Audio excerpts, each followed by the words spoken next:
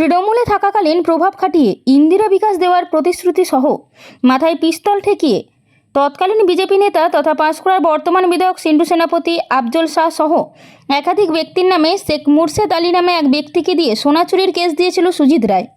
সরকার পরিবর্তনের পর সেই অভিযোগকারী মুর্শেদ আলী থানায় সুজিত রায়ের নামে পাল্টা কেস করে।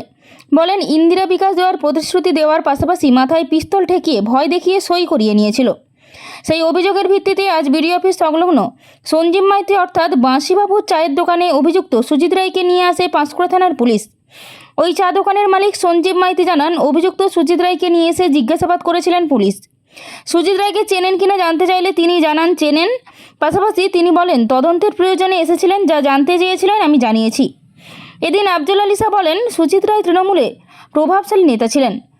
প্রশাসনকে খাটিয়ে এবং প্রাক্তন আইনমন্ত্রী মলয় ঘটককে ব্যবহার করে ভুল বুঝিয়ে কুরবান শাহের কেস যাতে না লড়তে পারি সেজন্য ষড়যন্ত্র করে আমাদের ওপর মিথ্যে কেস দিয়েছিল। ওই সুজিতবাবুকে নিয়ে ওনারা এসেছিলেন, আমাকে জিজ্ঞাসা করছিলেন আমি ওনাদের চিনি কিনা।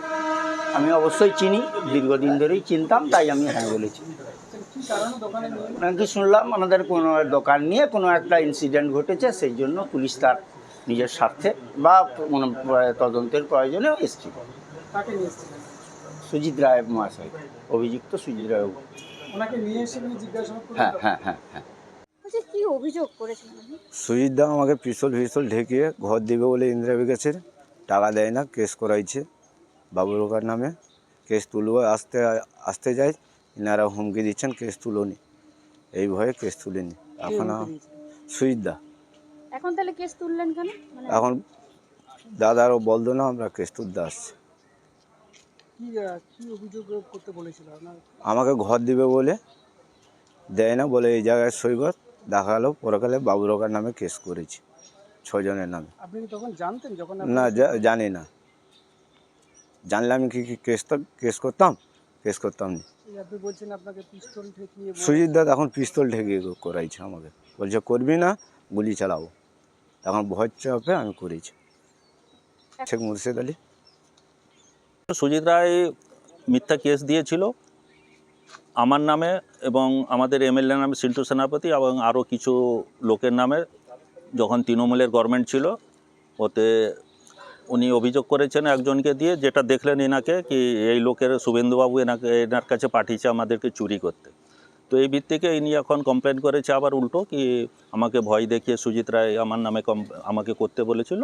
তো সেই বেসিসে উনি অ্যারেস্ট হয়েছে, এখন লকআপে আছে। আজকে বাঁশির দোকানে নিয়ে গেছিলো, ওইখানে ওদের মানে এইসব ষড়যন্ত্র হয়েছিল, তো ওইখানে গিয়েছিল আর কি, তদন্তের জন্য নিয়ে গেছিলো।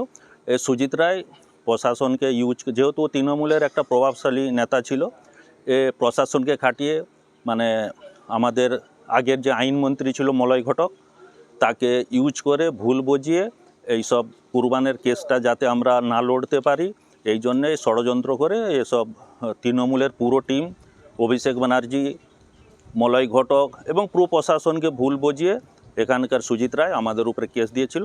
সেই ভিত্তিতে আজকে এসব দেখতে পাচ্ছেন আপনারা। হ্যাঁ, ও তো গুন্ডা সুজিত রায়, সে তো গুন্ডা, ডাকাত, চোর, চিটার, কিডন্যাপ, সব তো ওর প্রফেশনাল কাজ। যে কোনো মুখে যে কোনো মেরে দিতেও পারে। এ একদম প্রফেশনাল ক্রিমিনাল, চোর, ডাকাত, যত রকম যা কিছু বলার অনেক কম আছে। ও সব কিছু করতে পারে, ও প্রফেশনাল লোক। ইনি আমাকে বম্বে পাঠিয়েছিল ফ্লাইটে করে মিথ্যা কেস দিয়ে ধরতে, পুলিশ প্রশাসনকে দিয়ে। এই হচ্ছে সুজিত রায়ের নামের। এই তো আমরা যতদিন বাঁচবে তাও ওই জেলে।